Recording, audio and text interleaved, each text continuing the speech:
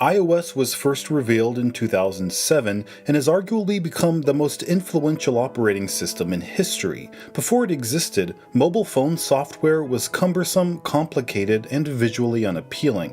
But after its debut, the concept of a smartphone was completely redefined, with a touch-based operating system taking precedent over physical buttons. Eventually, the influence of iOS rippled across countless industries, from tablets to watches to cars and even refrigerators. Since 2007, iOS has grown in many ways never expected. So let's take a look at how it ended up where it is today. Starting with its development in 2005. Only employees from within Apple were allowed to be on the iPhone development team, meaning there were no contractors, partnerships, or business acquisitions to aid in the effort. Steve Jobs wanted the project to be kept so secretive that even the people chosen for the team didn't know what they were working on. There were two groups assembled to create two different versions of iPhone. One worked on converting the iPod into a phone, while the other tried simplifying macOS 10 to fit it onto a touch-based phone. There were several variations of these two approaches, with people on the iPod team including a click wheel on the phone, while others on the same team tried optimizing the iPod interface to accommodate touch. Meanwhile, on the macOS 10 team, John Rubinstein worked on developing a lightweight, Linux-based version of the OS, while Scott Forstall worked on developing a more streamlined version of macOS 10 to run on an ARM chipset. There were almost 20 different concepts, with many featuring a physical keyboard, since some team members didn't think customers would want to type on glass. The clickwheel concept appeared to be a waste of time, but Steve Jobs insisted on prototyping everyone's ideas before making a final decision. And while you may expect this type of work environment to foster intense competition between teams, Tony Fadell, who then led iPhone development, said it was a competing set of ideas, not teams, and we were all working on it together. Once all was said and done, Jobs chose the macOS 10-based version of the operating system developed by Scott Forstall. It featured a completely touch-based interface, with a software keyboard and multi-touch gestures like pinch to zoom. It was revealed to the public in 2007 and shocked the entire tech industry. An engineer at Google said, "As a consumer, I was blown away. I wanted one immediately. But as a Google engineer, I thought, we're going to have to start over." The iPhone's operating system redefined the concept of a smartphone. It featured a simple grid of colorful icons that made the device feel approachable and easy to use. Just tap the app you want to open and press the physical button to go back home. That may seem like an obvious concept in retrospect, but previous smartphones like BlackBerry were notoriously cumbersome to use. But despite its huge impact, it didn't have an official name. Apple simply said that the iPhone ran a version of OS X, which was the operating system used by Mac computers. This made sense from a marketing perspective, since aligning the iPhone with a desktop computer made the device appear more powerful. But from a practical perspective, no one knew what to call the operating system, and as companies like Google released the Android OS for competing smartphones, it was necessary for Apple to differentiate their offering. So in 2008, the iPhone received an updated operating system, this time with an official name, iPhone OS 2. This meant the original OS was retroactively named iPhone OS 1. The 2008 update introduced features that were crucial to the iPhone's success, primarily the App Store. It's hard to imagine the iPhone existing without the App Store, since the two have become so ubiquitous, but it was actually Steve Jobs who prevented an App Store from being developed in the first place. He believed creating and operating a huge marketplace of apps would be too complicated and difficult. Instead, he favored web apps, since they didn't require a software development kit, or SDK for short. Developers could simply utilize Web 2.0 and Ajax to create websites that functioned similarly to native iPhone apps. But developers weren't happy with this approach, since there were limitations to what web apps could do. With an SDK, support for features like inertial scrolling and data from sensors like the accelerometer would be accessible to developers, allowing them to create more fluid and functional apps. And that's exactly what happened with the App Store in iPhone OS 2. Jobs got on stage and admitted that web apps proved to be inferior to third-party native apps, and that an SDK was being prepared so developers could begin building apps for iPhone.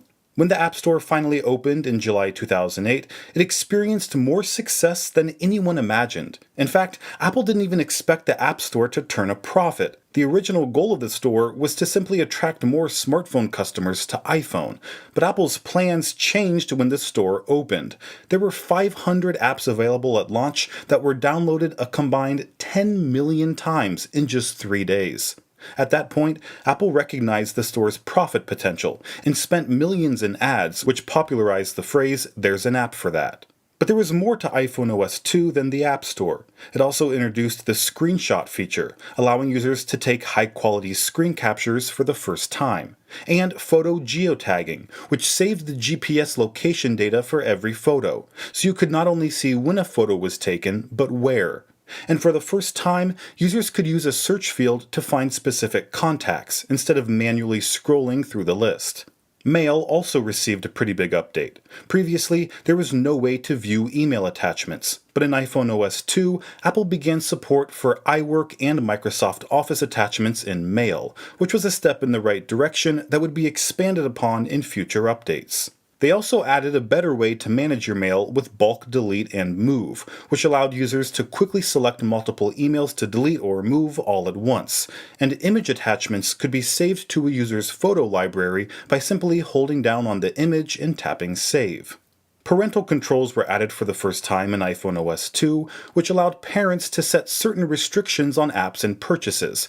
But the feature that received the most applause was actually the calculator. It was updated with the scientific mode that could be activated by simply rotating the device, a feature that still exists today. And the reason why iPhone 3G could be so successful abroad was because of new language support in iPhone OS 2. Without it, users in Japan, China, and Korea wouldn't have been able to even type on the device. The new update was free for iPhone, but cost $9.95 for iPod Touch users. This was because of an accounting requirement that treated iPhone differently than iPod Touch, since one could be paid in installments over 24 months, while the other could only be purchased upfront, paid in full. It's a legal restriction that doesn't exist today, but did exist back in the 2000s and resulted in some confusion among iPod Touch users. The following year, in 2009, the iPhone was selling in 80 countries around the world, making iPhone OS the most popular smartphone platform globally. And when it came to the free SDK Apple introduced with iPhone OS 2 that allowed developers to build apps, it had been downloaded over 800,000 times in just 1 year, with 62% of those developing software for an Apple product for the very first time. As a result, the App Store grew from just 500 apps at launch in 2008 to over 25,000 in 2009, with iPhone OS users downloading those apps over 800 million times in just 8 months. It was clear Apple was onto something big, and iPhone OS 3 built on these successes to help take iPhone to the next level. But it wasn't all good. The first new feature Apple announced was in-app purchases, and on the surface, the feature seemed like a good idea. In-app purchases allowed developers to charge for subscriptions, new levels or items, and additional app content. For example, a magazine could offer their monthly subscription service from within their app, or a game developer could offer new weapons or maps for a small fee, and ebook stores could offer multiple books for sale within a single app, instead of selling a different app for each book. The use of in-app purchases made sense for certain developers in specific circumstances, but Apple didn't implement any regulations or rules for when the feature could be used, so naturally it was exploited by developers to generate as much money as possible. Games began adopting a free-to-play model, where users could download the app for free, but then were inundated with microtransactions, whether to purchase in-game currency, items, or characters. Some games even limited the amount of time users could play it, requiring a purchase to unlock additional playtime.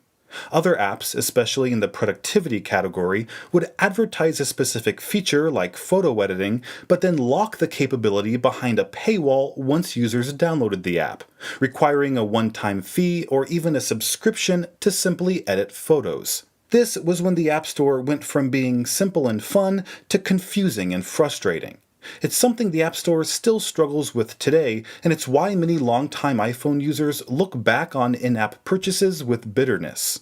But there was a brighter side to iPhone OS 3. It introduced push notifications to third-party apps for the first time. Previously, only Apple's own apps could send text and audio alerts with red notification badges. In order to scale the feature to developers, Apple had to completely re-engineer their server system to accommodate the onslaught of additional push notifications without negatively affecting users' battery life. And if that sounds like a crucial feature that should have been available at launch, then you may be surprised that cut, copy, and paste was also introduced in iPhone OS 3, over 2 years after the original iPhone was released. The audience applauded when Scott Forstall announced it, since the feature had been highly requested and already existed on Android. Landscape mode was also expanded in iPhone OS 3. Previously, only Safari supported landscape view, but users enjoyed the widescreen aspect ratio and the larger keyboard that appeared while typing in landscape. So Apple carried the feature over to other native apps like Mail, Notes, and Messages. Speaking of messages, it received a large upgrade in iPhone OS 3 since Apple added support for MMS, transforming the app from a simple SMS text messenger to a richer multimedia experience, since it finally allowed users to send photos, contact cards, audio files, and locations from within a message. Also, Apple created a completely new app for iPhone OS 3 called Voice Memos, which allowed users to record, trim, and share audio clips captured from the internal microphone or even an external mic through the 30-pin connector. And iPhone OS 3 expanded the search function previously introduced in the Contacts app to all key iPhone apps, including Mail, Calendar, iPod, and Notes. But Apple went even further. In addition to searching within apps, they created a system-wide search feature called Spotlight, which was activated by swiping left from the home screen. Now in 2010, Apple really began to modernize the iPhone's operating system, not only because of its new features, but the name itself. Everyone expected this year's upgrade to be called iPhone OS 4, but instead, Apple named it iOS 4. It had included a long-awaited feature called multitasking. Android had multitasking on their platform for years, but Apple claimed it came at too high a cost, like excessive battery drain and reduced processing performance. They claimed multitasking in iOS 4 was built in a more efficient way, and that's why it took longer to implement.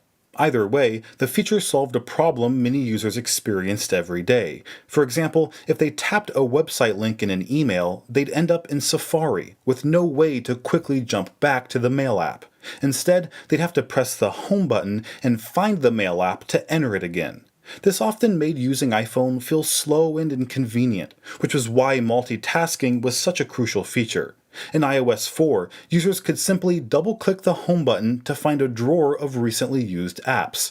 From there, they could quickly tap the previous app they were using or scroll to find a different one. Custom home screen wallpaper was also added for the first time in iOS 4. Users could finally replace the plain black home screen background to something more personal and appealing. And because users were downloading apps in such large quantities, iOS needed a better way to organize them. That's why Folders was created. Instead of swiping between 9 home pages of apps, users could just tap and drag an app on top of another and a folder would be created, automatically using a name based on the category of apps inside, although users could customize the folder's name if they'd like. Since each folder held up to 12 apps, every iPhone was capable of holding 2,160 apps, a huge increase over the previous 180 app maximum. Another big update to iOS 4 was a unified Mail inbox. Previously, each email account managed by the Mail app had separate inboxes, with users having to switch between each one to check all their new emails. But in iOS 4, Apple added a unified inbox area which combined all the email accounts into one, giving users a much easier and faster way to view and respond to new emails. Users could also open attachments with apps for the first time. For example, if a user received an Omnigraph file in an email, they could simply tap the attachment and open it in the Omnigraph app already downloaded to their iPhone. iOS 4 also received a couple completely new apps. The first was iBooks, which originally debuted on iPad but was carried over to iPhone, so users could start a book at home on their iPad and pick up where they left off on their iPhone. The second was Game Center, which added a social media element to iOS gaming. Users could see their friends' progress and achievements in certain games and even invite them to play. Game Center could even match two people of similar skill levels to play against each other. Apple also introduced a new mobile advertising service for developers called iAds. They spent $275 million to acquire a company called Quattro Wireless to make the service possible. iAds aimed to combine the emotion of television ads with the interactivity of internet ads, resulting in a seamless and effective ad experience that developers could use to make money. But the service never caught on, mainly because spending money to advertise inside an app exclusive to one platform wasn't appealing to companies who'd rather put their ads on Google search results, which was accessible from any device or operating system. The following year, in 2011, iPhone users had one of their biggest complaints addressed in iOS 5. You see, apps were already wildly popular, and with the introduction of push notifications for third-party apps in iOS 3, users were having trouble managing the countless notifications being pushed from all their apps. So in iOS 5, Apple introduced Notification Center, which was a single place that users could find all their notifications, and it could be accessed from anywhere by simply swiping down from the top of the screen. Apple even added weather and stock widgets at the top of Notification Center, and they changed how notifications appear.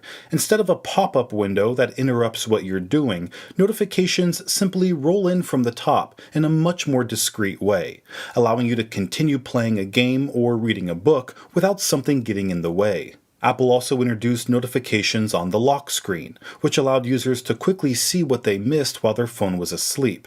And if they wanted to take action, a user could simply swipe their finger across any of the notifications and go straight to the app that it's from. A new feature that wasn't as exciting was Newsstand, which was a folder on a user's home screen designed to hold various magazine subscriptions, newspapers, and journals. But most people were confused what exactly it did, because Newsstand didn't function like other iOS apps. It couldn't be dropped into a folder with other apps, and it couldn't be deleted or removed. It was essentially a permanent folder on a user's home screen that would remain empty unless magazine subscriptions were purchased, resulting in complaints from users who felt Newsstand was a useless eyesore that added clutter to their home screen. And with the rise in popularity of Twitter, Apple integrated the service right into iOS 5, giving users the ability to sign in just one time in settings and save their credentials for any third-party app that needs it. It also became possible to tweet images directly from the Camera and Photos app, tweet articles or websites from Safari, tweet videos from YouTube, and tweet about businesses and location from Maps. Plus, iOS could automatically update a user's iPhone contacts with photos from corresponding Twitter accounts. And Safari received a new feature called Reader View, which would take an article from a web page and put it front and center, removing all the ads and distractions. Plus, Reader View would automatically change and resize the typeface for an optimal viewing experience on iPhone. There was also a new reading list feature, where users could save articles and stories for later. All links added to reading list were updated across the user's devices, including Safari on Windows, so they could be accessed from anywhere. iOS 5 was also the first time tabbed browsing was available, although the iPhone had such little RAM that tabs would often have to be reloaded when a user went back to it. There was also a new app called Reminders, which let users store their grocery lists and post-it notes right on their phone. It featured time-based reminders that would alert the user at a specific date and time, but also location-based reminders that would set up a geofence at a certain location and alert the user once they entered or left that area. For example, iOS could remind a user to call their spouse after leaving work, or remind them to take the meat out of the freezer once they got home.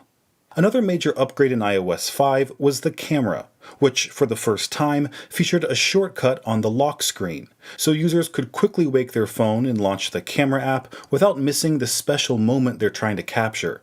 It even bypassed the user's passcode, so anyone could take a picture quickly without seeing previous photos or having access to other functionality on the phone. And once inside the camera app, you could use the volume up button to take a photo instead of the touchscreen button, something you can still do in iOS today. And optional grid lines were added so users could compose a photo just right, pinch to zoom was added, and an auto exposure plus auto focus lock was added so the camera didn't keep changing up exposure and focus once a user set it just right. iOS 5 was also the first time any sort of photo editing was possible inside the native Photos app. You could crop and rotate, remove red eye, and use the one-tap enhance feature pioneered on macOS. A system-wide dictionary was added to iOS 5, so users could highlight a word in any app and a define button would appear. Tapping it would bring up a dictionary entry for that word. And for the first time ever, iPhones could be set up and operated without plugging into a PC. One of the main attractions with the original iPhone was Sync with iTunes, where users could plug into their computers and move over all their music, contacts, calendar information, and more. It was the same approach Apple took with iPod, but that method was becoming inconvenient on modern iPhones. For example, users who purchased a new iPhone were forced to plug it into a computer that had iTunes, even if they were just replacing an existing iPhone that had all the information they needed. And every time an iPhone needed a software update, it had to be connected to iTunes again. So users felt tethered to a computer that they may not even use anymore as people began transitioning to mobile devices like iPads and iPhones. So in iOS 5, Apple cut the cord, allowing iPhones and iPads to be set up and updated completely independent of iTunes or a computer. This was a huge change that really put mobile devices on the same level as computers, since one was no longer bound to the other. When it came to Game Center, over 50 million people signed up for the service since its debut in iOS 4 just 9 months earlier.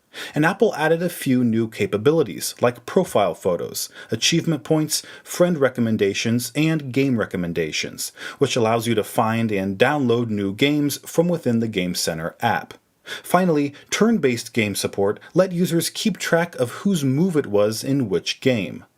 But most importantly, iOS 5 marked the debut of perhaps the most important iPhone feature in North America, iMessage.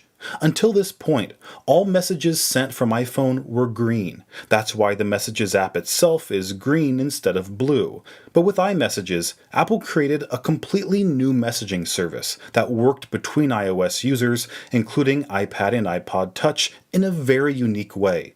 It not only allowed for texts, photos, videos, contacts, and group messages like iPhones always had, but it expanded functionality to include delivery receipts, read receipts, typing indication, synced conversations that were updated across all devices, and it was completely end-to-end encrypted. Now, by 2012, Apple had sold over 365 million iOS devices, with more than 80% of those running the latest operating system, iOS 5. This was a unique strength of Apple's platform compared to Google's, which was constantly struggling with fragmentation issues. Only 7% of their user base was upgraded to the latest version of Android, which was introduced about the same time as iOS 5. This discouraged developers from making apps taking advantage of Android's latest features and forced them to optimize their apps for older versions of Android. During this same period, Apple introduced iPhone 4S, which added exclusive support for a new voice assistant called Siri, but many people were confused why the feature wasn't made available to other devices like the iPod Touch, iPad, or even older iPhone models. Many speculated that it was a ploy to boost sales of iPhone 4S, but Apple never gave an official reason. But for the latest version of iOS, iOS 6, Apple brought Siri to the newest iPad model and made the assistant more knowledgeable about sports, restaurants, and movies. Siri could even launch apps, all with a simple voice command. And Apple partnered with select car manufacturers to launch a feature called Eyes Free, where a dedicated Siri button would be integrated into a car's steering wheel so drivers could interact with Siri while keeping their eyes on the road and their iPhone's display turned off. And just like how Apple integrated Twitter into iOS 5, they did the same thing with Facebook in iOS 6, allowing users to use single sign-on and post content to Facebook directly from iPhone's native apps.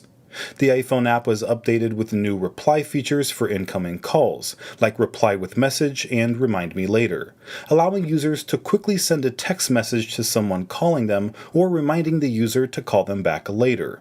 And as people have been receiving more notifications than ever before, they've realized that sometimes they'd rather not be disturbed at all, which is why Apple introduced Do Not Disturb in iOS 6, which silences incoming calls, messages, and notifications, but shows the user what they missed when they're ready to wake their phone again. Now, when the iPhone 4 was introduced in 2010, Apple created FaceTime to take advantage of its new front-facing camera, and in 2012, improvements were made to the service that made it more useful. At first, FaceTime was only available over Wi-Fi, but in iOS 6, it was possible to make FaceTime calls over cellular. Apple also allowed users to unify their phone number and Apple ID, which meant someone could answer a FaceTime call made to their iPhone on their iPad or Mac instead. The same functionality was introduced to iMessage also, making the experience of messaging and FaceTiming across all your devices more seamless. Safari also received some big updates in iOS 6, like iCloud Tabs, which synced a user's Safari tabs across all their devices, and offline reading lists, which downloads and saves stories added to Safari's reading list. That way, users can access and read them without an internet connection. And uploading photos to websites through Safari was finally made possible on iOS 6. Smart App Banners were also introduced, which displayed a link directly to the native app of a specific website, giving users a more optimized experience and developers more downloads of their app. Mail received a new VIP mailbox, which notified users of new emails from certain senders and placed stars next to their email in the unified inbox area for easy identification. Apple also added a new way to insert photos and video into the Compose window, along with a pull to refresh feature to check for new emails. Next, iOS 6 introduced a completely new app called Passbook, which kept a user's movie tickets, boarding passes, and rewards cards all in one place. But it could also intelligently suggest passes based on the time and user's location. For example, a movie ticket would show up on the lock screen once the user arrived at the theater. Now, the most talked about feature in iOS 6 was the new Maps app, since Apple's contract with Google had expired, resulting in the native YouTube app being removed and the Maps app using data from Apple instead of Google. At first, users were excited about the switch, since it meant the introduction of features like turn-by-turn navigation, allowing people to ditch their Garmin GPS and use their iPhone instead. And there was Flyover, a 3D rendering of the most iconic cities in the world, something Google Maps never had. But once iPhone users began using the new Maps app for themselves, the rosy picture Apple painted during its introduction began to crack. Screenshots of buggy satellite images began to go viral, along with silly errors like Kyiv, the capital city of Ukraine, being misspelled as Kilv, or the Welsh town Pontypridd being shown 6 miles northeast of its actual location. The English town Stratford-upon-Avon was missing altogether in Apple Maps, and when users looked up London, they were directed to the Canadian city of London, Ontario, instead of the capital of the United Kingdom. Countless Apple Maps errors made their rounds on the internet, and the app became a laughingstock, which helped make Google Maps the most downloaded free app in the iOS App Store. It became such a big issue that Tim Cook published a letter of apology on Apple's website on September 28, 2012, just 9 days after iOS 6 and with it Apple Maps was released. In the letter, Cook said, "At Apple, we strive to make world-class products that deliver the best experience possible to our customers. With the launch of our new Maps last week, we fell short on this commitment. We're extremely sorry for the frustration this has caused our customers, and we're doing everything we can to make Maps better." This response was standard for Apple, but he went on to say something that surprised many. Cook wrote, "While we're improving Maps, you can try alternatives by downloading map apps from the App Store like Bing, MapQuest, and Waze, or use Google or Nokia Maps by going to their websites and creating an icon on your home screen to their web app." That's the part of the letter which created controversy among Apple fans and shareholders. Not many CEOs would give their customers explicit instructions to use their competitors' services, and no one liked this less than Scott Forstall, the man who not only introduced Apple Maps, but led the team in developing it. Anonymous sources told The Verge that Forstall thought complaints over Apple Maps errors were overblown, a belief he held so strongly that he refused to sign Tim Cook's letter of apology.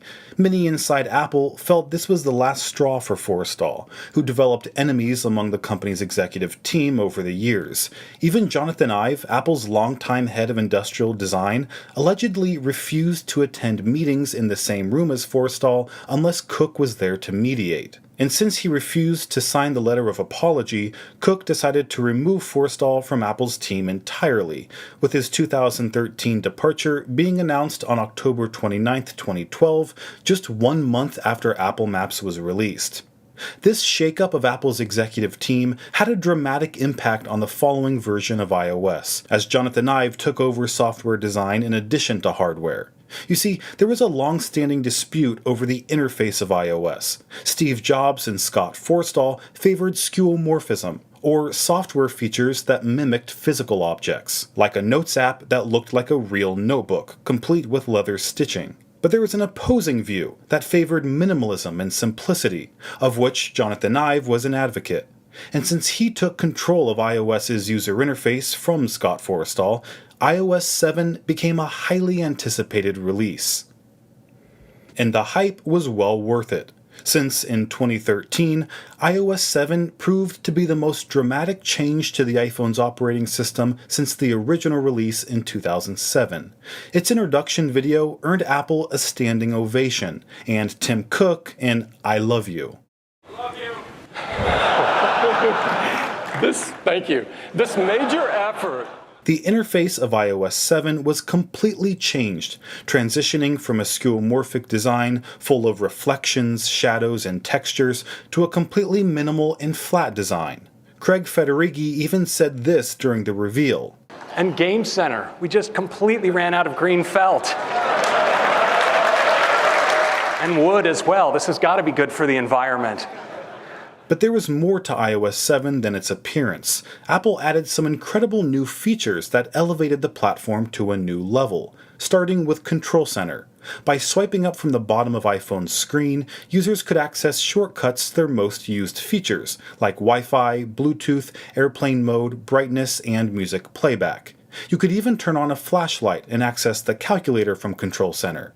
This was also the first version of iOS that included artificial intelligence, that could predict what app you might use depending on the time of day. That way, it could keep the most relevant apps up to date with background refreshing, while ignoring ones you're less likely to use, which saved battery life.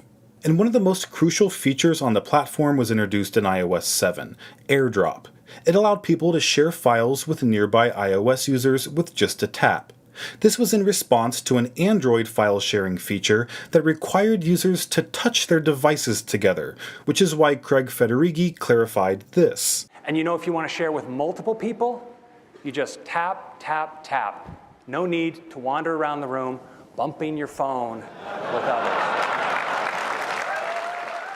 The camera also received a big update, featuring a much simpler way to switch between modes. Previously, users had to tap the Options button, then select Panorama for Pano mode, or they'd have to tap a toggle in a different area to enter Video mode. But iOS 7 consolidated all the camera modes in one place, so users could quickly and easily swipe between them. Live photo filters were also added to the camera, allowing users to take black and white photos or classic recolored photos on the fly without any separate editing required. And all these photos could be accessed in a completely reimagined Photos app. Previously in iOS 6, users had to scroll through an endless wall of photos that was simply ordered chronologically, but iOS 7 took existing data from each photo to organize users' libraries in a much more natural way, with something Apple called Moments. It recognized where and when photos were taken and grouped them together based on that information. So photos taken at, say, Baker Beach on May 18th would be grouped together and labeled with that date and location. This not only provided a more enjoyable photo experience, but also a faster one. The new Photos app let users zoom all the way out to view their collections by year, and holding down on the mosaic of small photos would display a larger preview, letting users quickly scrub through a large number of photos to find just the right one. iOS 7 also introduced shared photo streams, so a group of friends or family could all contribute their own photos to a larger collection, perfect for making sure everyone had all the vacation photos taken by different people. And Siri not only received a new interface in iOS 7, but also an improved voice, which sounded more realistic than before. Hi, Eddie. What can I do for you? Plus, an optional male voice was added. Hi, Eddie. What can I do for you? And Siri could do more than ever before, like playing voicemails, increasing display brightness, or turning on Bluetooth. Apple also added Twitter integration, Wikipedia results, and web results from Bing, allowing Siri to answer more trivial questions. And iOS 7 was the first time CarPlay was ever announced, although it had a different name. Apple initially called the feature iOS in the car, and aimed to make it easier and safer than ever to get directions, play music, and reply to messages, all eyes-free through Siri. And the App Store finally received automatic app updates, so users would no longer be bothered by an endless amount of red badges reminding them to update their apps. Now, iOS 7 was well received among casual iOS users, but there was a segment of the tech community that hated the new user interface, with some even refusing to upgrade from iOS 6 altogether. That's why you might hear people say iOS 6 was the best version, or everything started going downhill after iOS 6. And while the new interface did represent a dramatic shift to Apple's software design language, it also represented something deeper that bothered many who'd followed Apple since the early days. iOS 6 was sort of the last remnants of Steve Jobs' influence at Apple. He and Scott Forstall had created similar software for the iPod, Mac, and even Next computers in the 90s, so transitioning away from that legacy was difficult for many people who felt nostalgia for the Jobs era. Some even thought Apple would begin going downhill, and Scott Forstall would return to Apple a decade later to save it, similar to what Jobs had done in the late 90s. But again, that was just a desire to relive old moments in time. So while iOS 7 was the most controversial release, it's proven to have been the right direction for Apple. Now, despite all that drama and resistance to iOS 7, almost 90% of all iOS users had upgraded to it by 2014, just 9 months after its release. So it was clear that users were happy with the new interface and features, and iOS 8 took things just a little bit further. It introduced interactive notifications, which allowed users to pull down on a notification to take actions, like replying to a message or accepting a calendar invitation, all without leaving the app they were in. This also worked right from the lock screen, and Apple added a contacts shortcut in the app switcher for the first time and the last time, since the feature was later removed in iOS 9. There was also convenient new gestures in Mail to mark messages as unread, flag them, or delete them entirely, all with just a swipe. The keyboard in iOS 8 received QuickType, which predicted the word a user might want to say next, so they could simply tap it rather than manually typing it out. And continuity made switching between Apple devices more seamless than ever, since you could start creating something like a Pages document on your iPhone and pick up where you left off on your iPad. Messages received several enhancements in iOS 8, like new group messaging features that allowed users to name threads, add and remove people from a conversation, put specific group messages on Do Not Disturb so that endless onslaught of notifications could be silenced, and users could decide to leave the group entirely. Apple also added Tap to Talk, which recorded a user's voice to quickly send audio messages back and forth. And a new app called Health was added to iOS 8, which was a single place for all a user's health data. Previously, information from different health accessories were stored in different apps, and there was no way to consolidate all this data in one place that could give users a more complete look at their health profile. Well, by connecting those third-party apps with the Health app, users could finally have one place to view that data, and they could even give healthcare professionals permission to access health app information in real time, so they could receive more timely and effective care. There were also helpful family sharing features added in iOS 8, where multiple devices could be set up as a single family unit, which automatically enabled a shared photo stream, shared calendars, a shared reminder list, and even a Find My Friends map with family members' locations in addition to the location of their devices. But even more impressive was that Apple allowed family members to access each other's music, movie, and TV show purchases, making it easier than ever to share digital media. And because all the accounts shared the same credit card, children wouldn't be able to buy an app or movie without receiving express permission from their parent first, who would be sent a notification that their child is requesting to purchase something. Photos also received an update with iCloud integration that allows users to access their photos from any device, and new editing features that gives users much more granular control over photo edits than in iOS 7. Although this is when the dreaded iCloud storage almost full alerts became a widespread issue, mainly because the new iCloud Photos feature quickly took up users 5 gigabytes of free storage space. Once it was full, other features like iCloud backups couldn't be used. But Apple was happy to offer a solution in the form of a subscription service. For 99 cents a month, users could receive 20 gigabytes of storage, and for $3.99, 200 gigabytes. Apple Pay debuted for the first time on iOS 8, allowing users to link credit and debit cards and simply tap their iPhone to a compatible payment terminal to use them. Finally, iOS 8 also added new capabilities to Siri, like Hey Siri support if your device was plugged in, and Shazam song recognition. But it wasn't until iOS 9 that Siri got a lot smarter. First, it featured a new interface that moved away from the monochrome waveform to a more colorful one. And it got 40% faster with 40% less voice recognition errors. It understood location and time-based requests, like searching for photos you took at a certain place, or setting a reminder once you got back to your car. You could even ask Siri, "Remind me about this when I get home," and it would understand what web page you're viewing at that moment and set a reminder with a link to that website. And this contextual intelligence was implemented throughout the entire operating system. For example, if the first thing you do every morning is plug in your headphones and go for a run, iOS would automatically bring up media controls when you connected your headphones. If you typically listen to audiobooks in the car, then the media controls will switch to your audiobook when you get in the car. And if someone emailed you a calendar invite, iOS 9 would automatically create an event inside the calendar app and even set a reminder to leave on time. And if a random number called you that matched a number from an email you've received, iOS will suggest who might be calling. And when you swipe left from the home screen, the search area now features Siri suggestions, which, depending on the time of day and your location, recommends contacts, apps, and places you might be interested in. And of course, all this intelligence data is kept on your device, with Apple or third parties not having any access to it. Now, with the growing popularity of Apple Pay, the Passbook app began to function more like a wallet, since it stored users' credit and debit cards more often than boarding passes. So in iOS 9, the app's name changed from Passbook to Wallet, making it clear that Apple intended to replace the physical wallet with a digital one instead.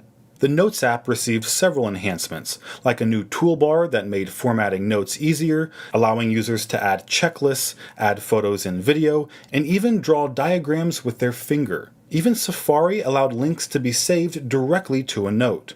Apple Maps received a new public transit feature, which includes accurate station entrances and exits so you don't need to walk further than necessary, although the feature was only initially available in 10 cities worldwide. And iOS 9 featured a completely new app called News, which allowed users to choose which publications they read most often and formatted those stories in a more appealing and interactive way than they'd typically experience on the web or even in a publication's native app. Low power mode was also brought to iOS for the first time, which provided users with an additional 3 hours of usage. And upgrading to iOS 9 only required 1.3 gigabytes of free space on users' devices instead of the 4.6 gigabytes of space needed to download iOS 8, which made it much more accessible to older iPhones that may only have 16 gigabytes of internal storage. And Apple Music was introduced for the first time on iOS 9, which was a music streaming subscription service designed to compete with Spotify. Now, in 2016, iOS 10 was designed with the recently released iPhone 6s in mind, because it introduced a faster Touch ID sensor that unlocked the device so quickly that users didn't get to see their notifications before being directed to the home screen. So Apple created a feature called Raise to Wake, which allowed users to see what's on their lock screen without pressing a button. By simply raising their iPhone, the display would turn on and users could easily check any notifications.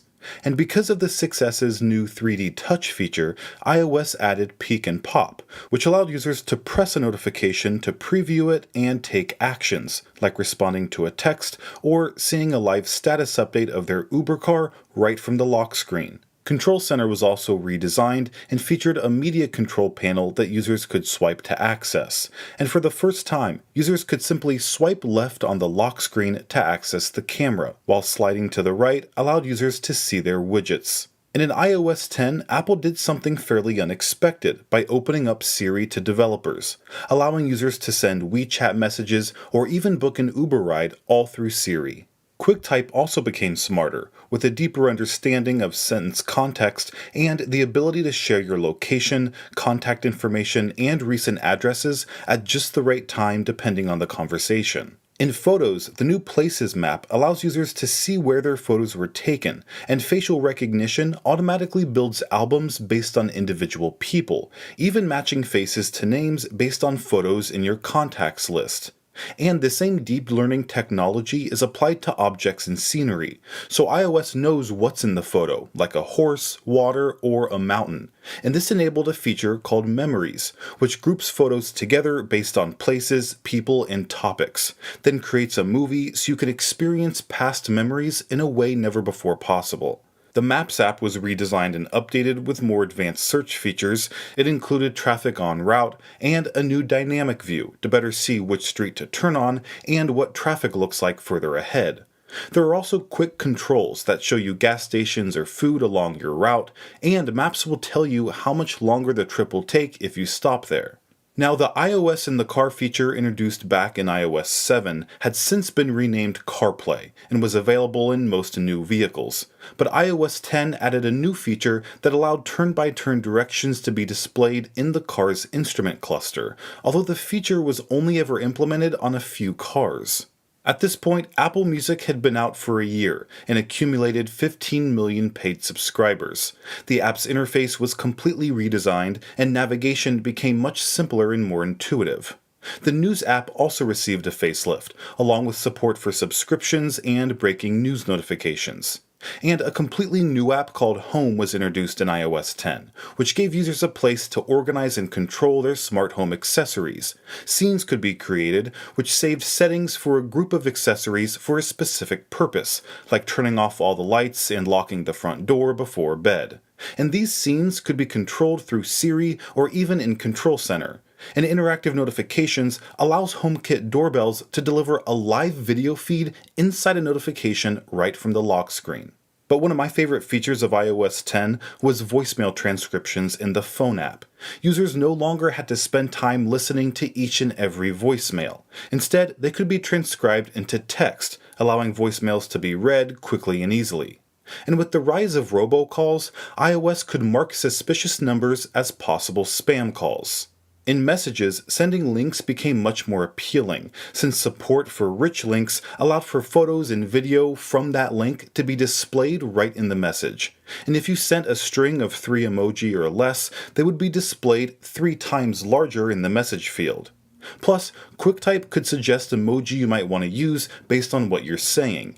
And if you select the emoji keyboard after typing a message, it would highlight words that you might want to change to an emoji, which users could do with just a tap. Bubble effects also came to Messages in iOS 10, which animated users' message bubbles to communicate their point more effectively. And Tap Back allowed for quick reactions to texts that might not need a written response.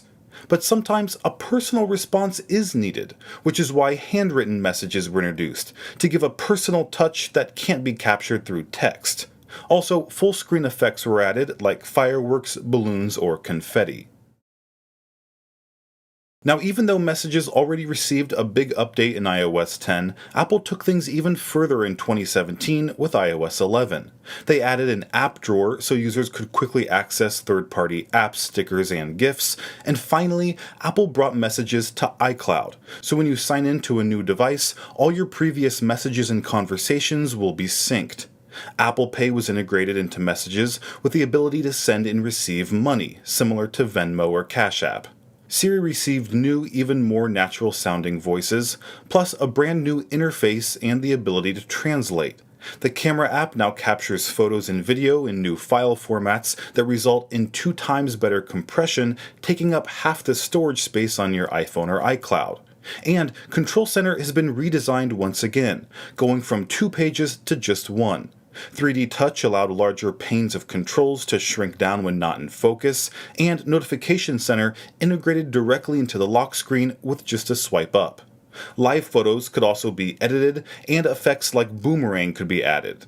Maps also received new detailed floor plans of malls and airports with directory and search and browsing by floor, along with navigation improvements like displaying the speed limit and lane guidance so users know which lane to be in before taking an exit. And a new feature called Do Not Disturb While Driving, which keeps your iPhone's display turned off and silences notifications if iPhone senses you're driving. You can even allow automatic responses to messages that say you'll respond once you reach your destination. The Home app adds support for smart speakers and uses AirPlay 2 to build multi-room audio throughout your house. But the biggest change in iOS 11 came to the App Store, which received its first major redesign since its original release 9 years earlier. A new Today tab was added, so users could easily discover new apps on a daily basis. And the game category received its own dedicated tab, not only because it was the most popular app category, but likely also in preparation of Apple's own gaming subscription service, Apple Arcade, that wouldn't be revealed for another 2 years.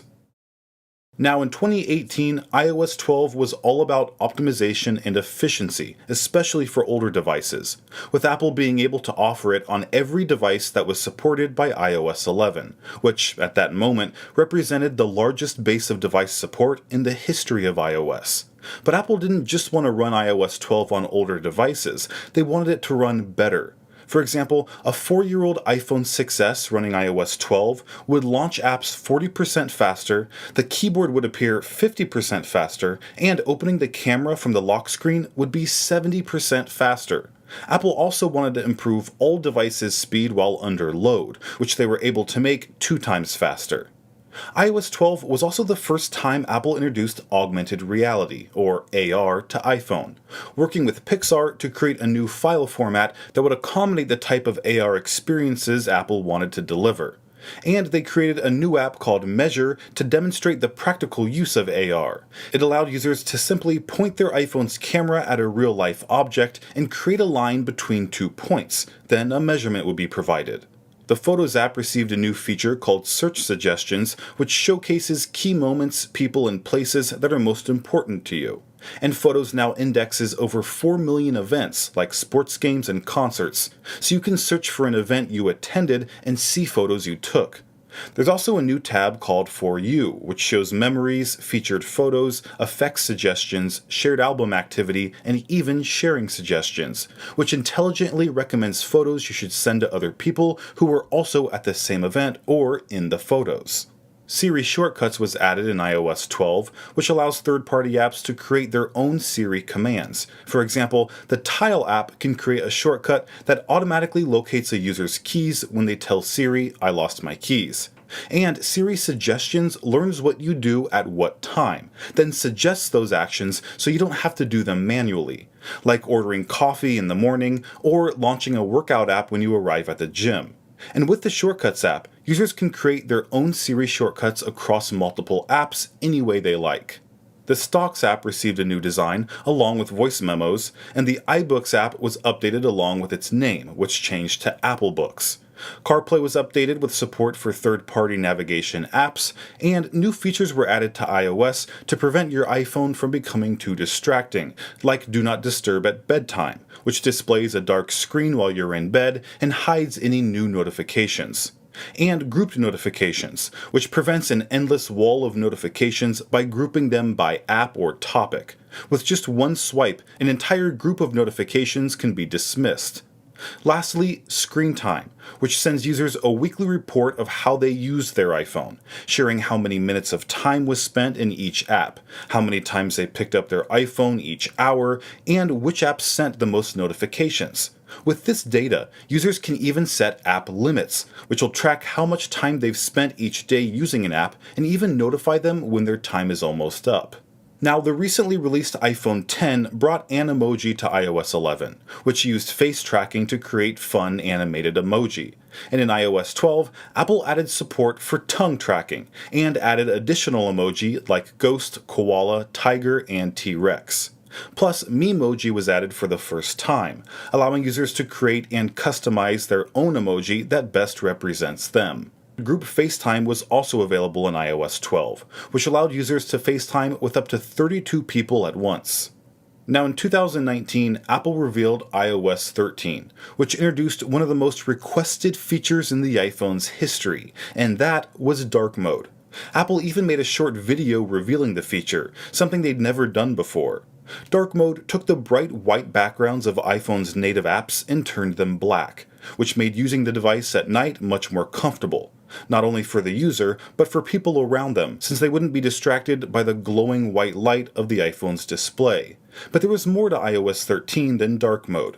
Apple again optimized performance, so that unlocking with Face ID was 30% faster, app download sizes were 50% smaller, and app updates were 60% smaller, and launching those apps became 2 times faster as well. And the Reminders app in particular received a big update in iOS 13, receiving intelligent contextual reminders that understands what you type, adding location details or attachments with just a tap, new organization features that associate tasks with a top-level reminder, and Smart Lists, which keeps track of all your reminders in one place.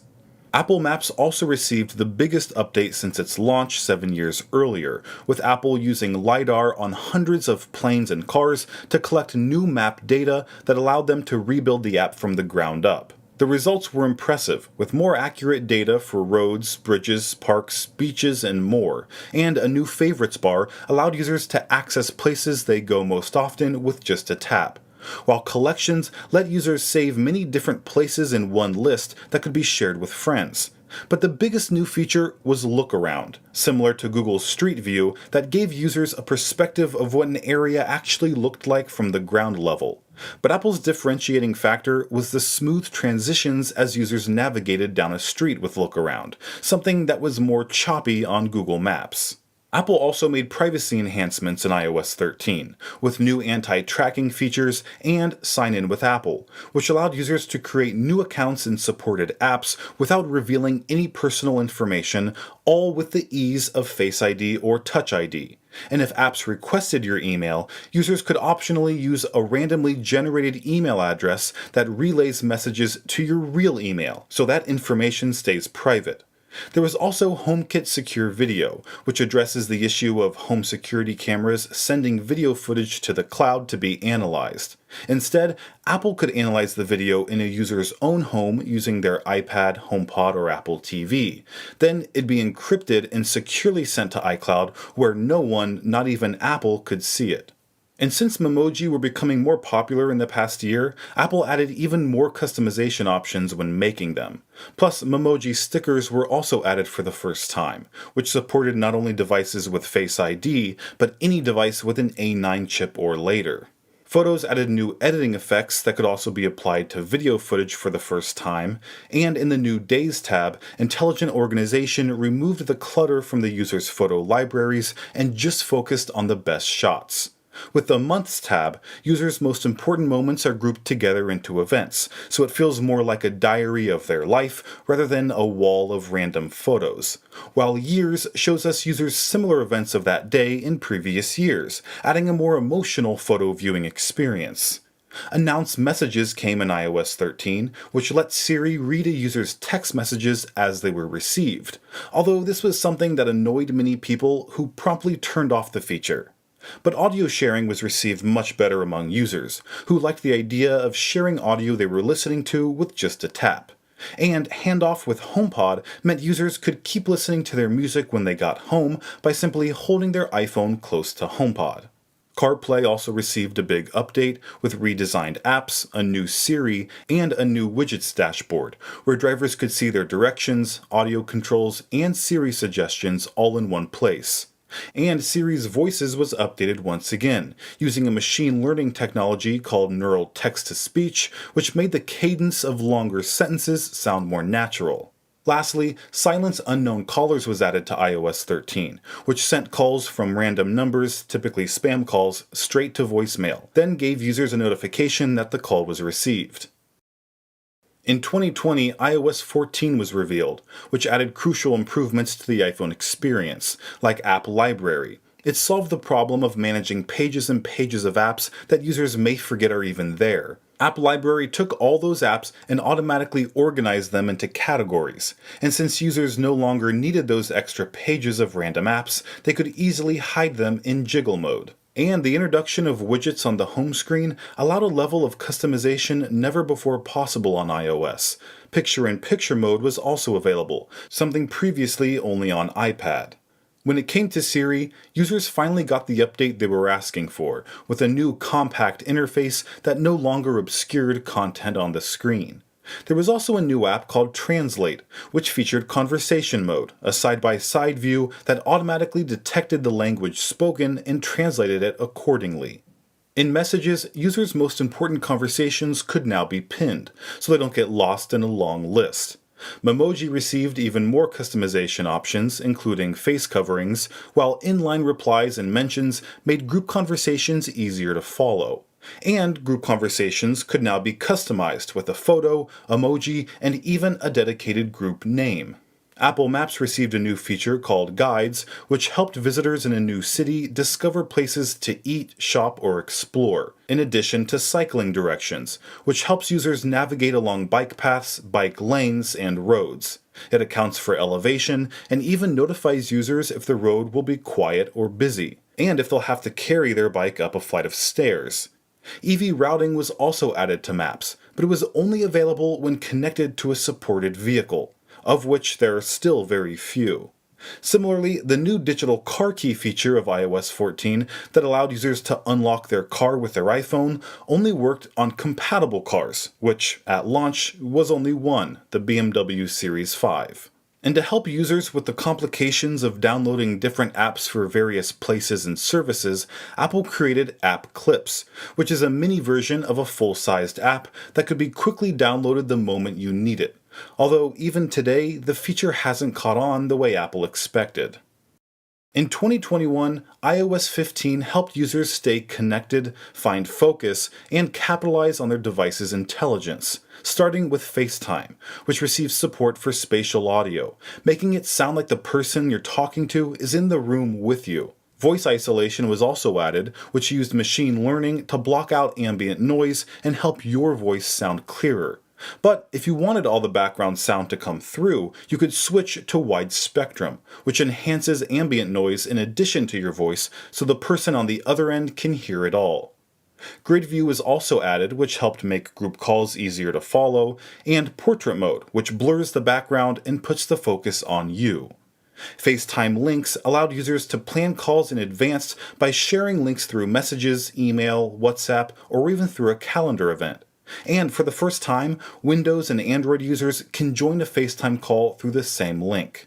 Now, when you're on a FaceTime call, a new feature called SharePlay allows everyone to listen to music together, watch TV shows or movies, and even share your screen, so helping your grandma fix something on her iPhone became easier than ever.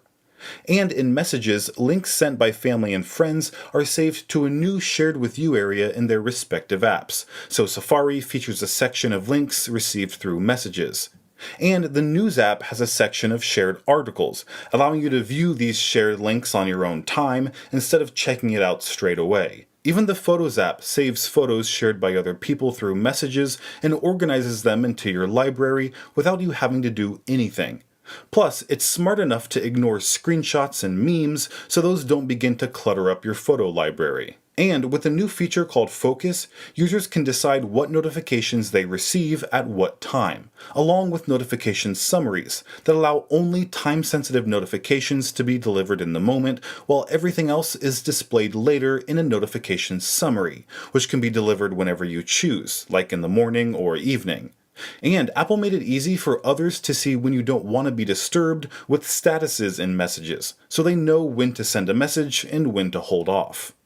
There's also a new feature called Live Text, which recognizes handwritten words from photos that allows them to be selected and copied. But iOS could recognize more than text. Visual Lookup allows animals, objects, and locations to be identified. This also means your photos are searchable through Spotlight for the first time. And Rich Results for Contacts provides more detailed information for the people you connect with most. Photo Memories received more customization options with the addition of Apple Music songs as soundtracks. Wallet received support for a new ultra-wideband digital car key, digital hotel keys, and digital state IDs, something that's still only supported by a few states. The Weather app received a big update, with Apple leveraging the technology they received after acquiring the popular weather app Dark Sky, including new weather maps that visually displayed temperature, precipitation, and air quality. Apple Maps received a new interactive globe, more detailed visuals for elevation, a new nighttime mode, and even custom-designed landmarks. There's also a new augmented reality experience to help users walking around a new city or to find the nearest station exit. And in the most recent version of iOS 16, the lock screen receives the biggest change ever, with the ability to customize the typeface and color, enjoy dynamic depth effects, change the photo style, and add widgets, all right from the lock screen. Plus, you can create different lock screens optimized for various activities, like one screen for work and a different one while relaxing at home. But notifications risk covering up the new beautiful lock screen you've designed, so Apple changed the way notifications appear, rolling in from the bottom without obscuring the rest of the display. And live activities prevent live event notifications from cluttering up your device by containing them all in a widget that can be placed neatly on the lock screen. And media controls can also now be contained into a smaller widget format. Since it's possible to have multiple lock screens, Apple allows users to tie them to different focus modes, which not only changes the lock screen, but also extends to your home screen layout and even into the apps themselves with focus filters, which lets you filter out distracting content. For example, Safari can show you only work-related tabs while you're in your work focus, then hide them once you're home and activate your personal focus. Messages also receive some highly requested updates, like editing sent messages, deleting sent messages, and marking messages as unread so you remember to come back to it later. And SharePlay can be used in messages as well as FaceTime, allowing users to text while watching a movie together instead of seeing each other on a FaceTime call. The keyboard's dictation feature now allows users to switch between voice and touch, making composing a message much easier. The live text feature introduced in iOS 15 now supports video, so you can pause a video on a frame with text and select it just like you would with an image. And Camera View in the Translate app allows you to translate live text on the fly. But one of the coolest features is an update to Visual Lookup that can lift a subject from its background and paste it to another app like Messages, allowing users to quickly crop images in a way never seen before. And with Tap to Pay on iPhone, stores can now use their iPhones as a payment terminal. Apple Pay Later lets users split the cost of an Apple Pay purchase into 4 equal payments spread over 6 weeks with no interest or fees. Apple Maps now supports multi-stop routing along with the ability to view transit fares ahead of time. And with Apple's newfound focus on sports, their News app will feature articles from many prominent sports outlets. Family sharing was updated with easier ways to set up accounts for kids, and it brings requests to Messages, where kids can ask for more screen time and parents can respond without ever having to go to settings. And Family Checklist provides helpful suggestions like updating a child's settings as they get older, turning on location sharing, or just reminding you that a subscription can be shared with everyone in the family. And with iCloud's shared photo library, friends and family can share photos seamlessly and even automatically by setting parameters of what to include based on location or people in the photo. Multiple people can automatically share photos to a library that completes everyone's memories that otherwise would be fragmented across multiple devices. While Safety Check makes it easy for users to escape abusive relationships by having the ability to review and reset access they've granted to others, who might be able to see their location and other data that might make it dangerous to cut ties. So after 16 major releases of iOS, we're now at a place where iPhone is more capable than ever before, doing things that were previously impossible even on the most advanced desktop computers, and only time will tell where iOS will take us in the next 16 years. This is Greg with Apple Explained. I hope you enjoyed this full-length documentary, and I'll see you in the next one.